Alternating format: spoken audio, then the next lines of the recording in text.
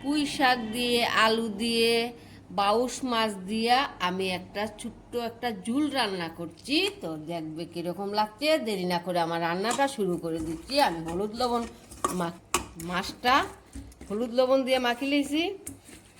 আর তারপরে এখন আমি উনুনটা জ্বালিয়ে দিচ্ছি।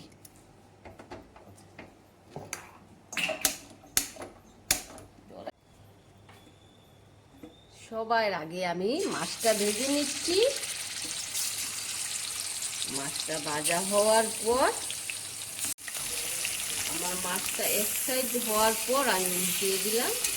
আর এক সাইড হবে বলে আমি একটু অপেক্ষা করছি। মাছটা ভাজা হওয়ার সঙ্গে সঙ্গে আমি মাছটা উঠিয়ে নেব। আমার মাছ ভাজা হয়ে গেছে। এইবার আমি পেঁয়াজ বাটা, কাঁচা লঙ্কা বাটা আমি তেলের মধ্যে দিতেছি।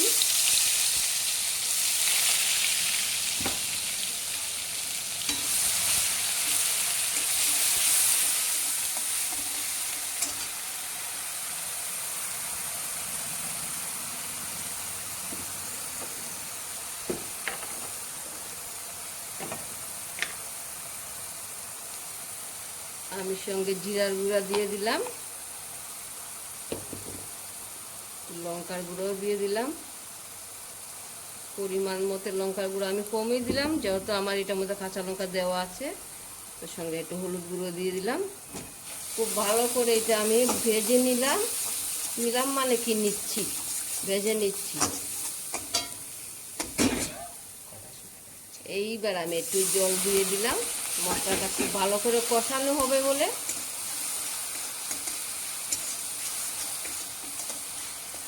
একটু ভাজা ভাজা হওয়ার পর যেই দেখবো আমি মাছের মশলাটা তেল ছাড়া ছাড়া হয়ে গেছে একটু, আমি তখন পুঁই আর আলুটা দিয়ে দেব।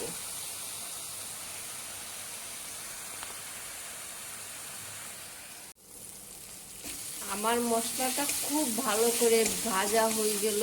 এখন আমি এটা তেল ছাড়া ছাড়া ভাব হয়ে গেছে। এখন আমি পুঁই দিয়ে দিলাম, সঙ্গে আলু দিয়ে দিলাম। এটা আমি খুব ভালো করে মিশিয়ে নিলাম।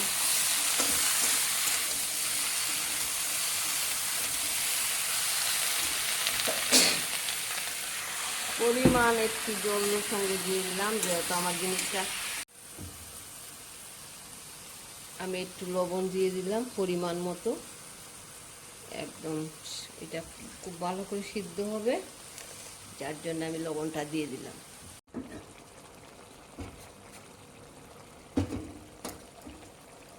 আমার পুঁই আলু সিদ্ধ হয়ে গেল। এইবার আমি মাছটা ছাড়লাম।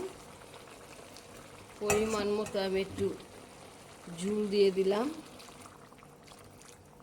5 থেকে 7 মিনিট লাগবে আমার টকবগে ফুটবে, সঙ্গে এটা একটু ভালো সিদ্ধ হবে। তারপর আমি নামিয়ে নেব। একটু ঢাকা দিয়ে দিলাম। ভিডিওটা ভালো লাগলে লাইক একটা সাবস্ক্রাইব করি।